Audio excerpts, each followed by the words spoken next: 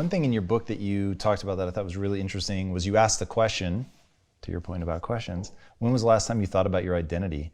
And you just brought that up. What's that process for people? How do you what is the identity, which I think most people give stats.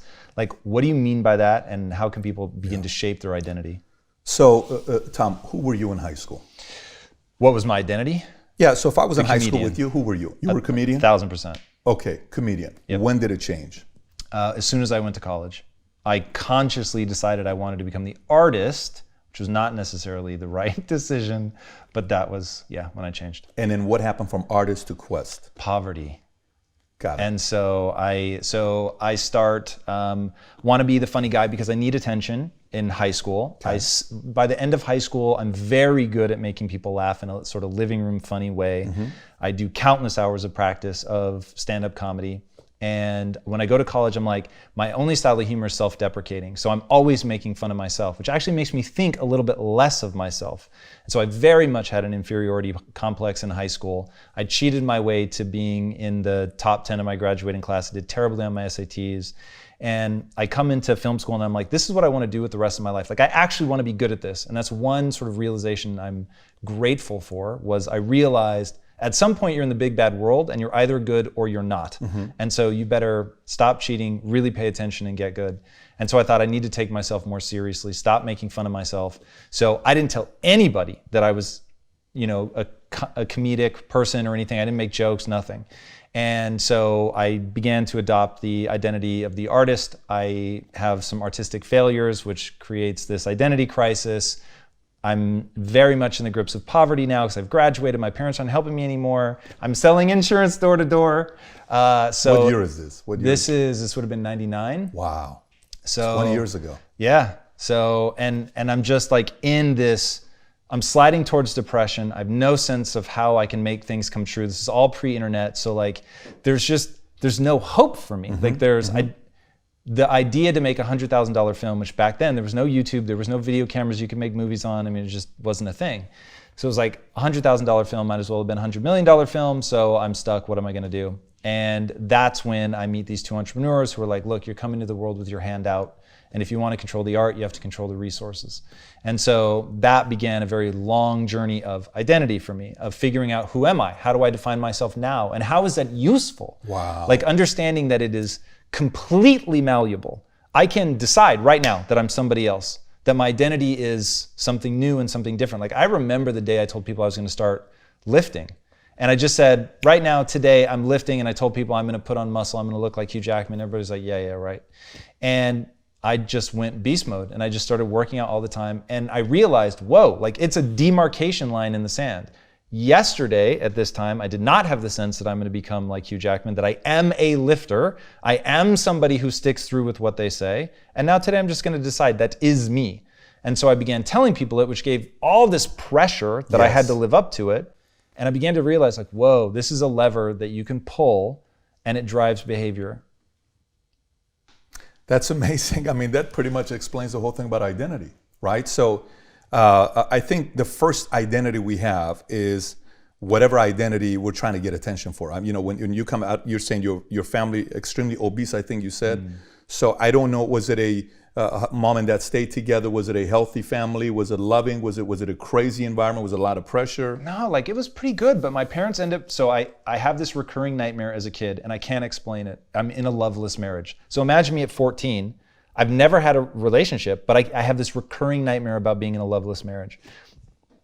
Not realizing, of course, my parents were in a loveless marriage, and I just didn't know. Wow. And so on some subconscious level, I was obviously picking up on that. Mad respect to my parents who stayed together until 3 weeks after I left for college, and then they split. Get out of here. No, and I actually respect it like that. I would never do that. I would never repay that, because that's so crazy to me, to live a life that's less than it could be for your kids, which is why I don't have children. That makes sense now. But they did that. I'm very grateful. Wow. Going back to the identity part, you had a moment that you had to make a decision, and you asked some questions, and you met a couple people that eventually inspired you to want to make change, and then you went after what you wanted to do. And that day when you said, I'm going to start looking like Hugh Jackman, the next day, and one day the decision not that serious, the next day, here's who I'm going to end up being. When I listen to your story, it's all Y2. And we don't spend enough time with why to. Why to is linked to identity. How to is systems, learning. It's a skill. It's a skill set. Anybody can pick that up.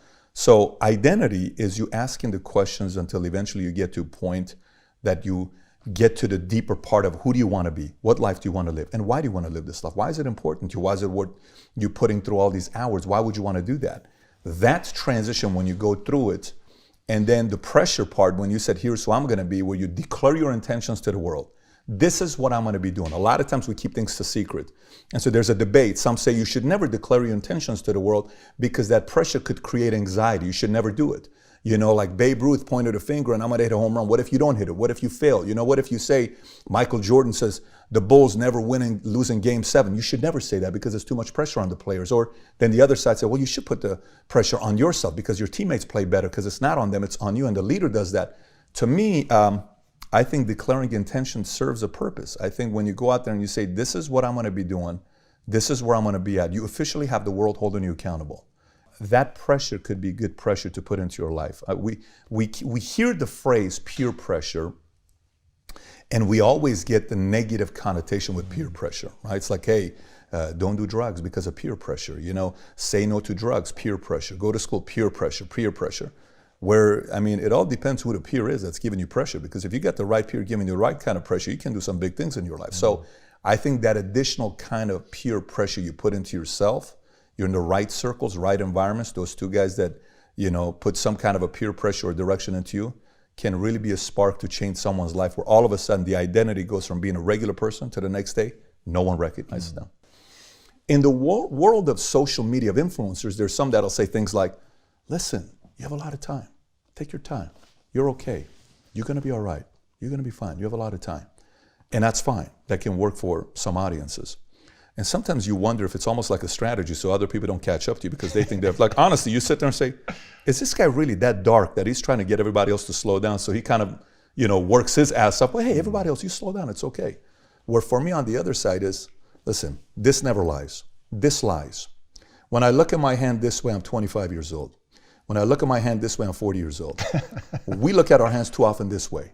I like to look at my hands like this. This doesn't lie. This is a 40-year-old wrinkles. This is 40, okay?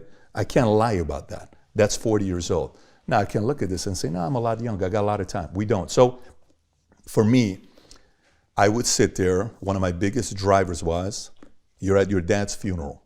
This sounds crazy to some people, but I have visualized, it's going to be the first time my dad's ever going to hear this because I've never said this to him because, you know, I just don't want to tell him this kind of stuff because I don't want him to think about it. Like, I don't want him to say, hey, can't believe you said this. I have visualized my dad's funeral 50,000 times. And when I visualize, I'm like, okay, you're speaking. What are you saying? You know, you're the closing speaker. What are you going to say? You okay with it? Are you okay with who's going to be there? You know, are you okay if he dies at this age? Your kids never met him. They don't have a relationship with grandpa like you don't. For you, it matters because of Bet David last name. You're the only person that can continue this Bet David last name. All the other guys didn't have kids. You have to continue this generation. There's a legacy. The Syrian community is a small community. We're an endangered species. It's not like there's millions of us. It's a very small community of Syria. We lost our country. So I go there and I'm like, oh my gosh, that's not how it's going to be. Here's how it's going to be. He's going to live this. This is what's going to take place. So when that day comes, I'm not going to have any regrets because I'm going to be good. That visualization of going there creates so much urgency for me that makes me move. Too often, this whole gift that we have, like we're not putting that gift of imagination and visualization in place. And so either we waste it and we just go into la la land. Oh my gosh, what if I have a big house? What if my, zip code is Beverly Hills? What if I have this big house? And what if I could put the big parties? What if I date these hot girls? What if I date the best looking guy? What if I have this? What if I have that? That's fine, but that's not deep enough. You got to go really deep with purpose and really deep with if you don't move, what could take place. So again, going back to it for me is for people to sit there and realize if you really want to move yourself, ask the questions, go deeper on what life could happen, both good and bad. Don't just say, oh, all good or all bad. Tap into both of them, and hopefully that creates urgency for you to start taking the next necessary steps to grow your business. But the gift of imagination and visualization is rarely used properly.